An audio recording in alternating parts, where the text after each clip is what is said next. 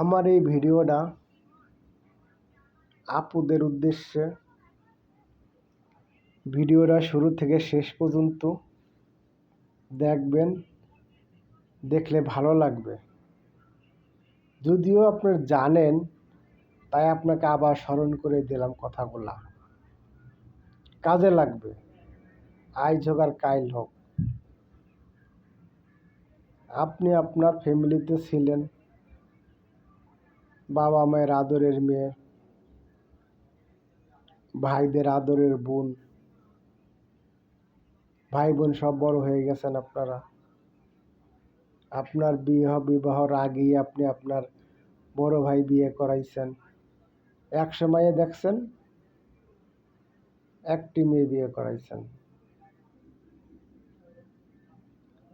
তারপরে দেখা গেছে যে আপনারও বিয়ের সময় হয়েছে, আপনিও বিয়ে করছেন। এখন দেখেন, মাঝে মাঝে যান বাপের বাড়ি বেড়াইতে, যাইয়া শোনেন মাইতে কয় যে তোর ভাবি আমারে এরম এরম ব্যবহার গুলা করে, ঠিক মতো খাবার দেবার চায় না, মুখ কালা করে কথা কয়। বিভিন্ন মেয়ে লোকের বিভিন্ন ধরনের সমস্যা থাকে। আপনার যেরকম খারাপ লাগে কথাগুলা শুনে, আপনি এখন আইছেন আর একজনের সংসার করতেছেন। ঠিক সেম জিনিসটা এখানেও আপনার হাজবেন্ডের বাপ মা আছে, ভাই আছে, বোন আছে।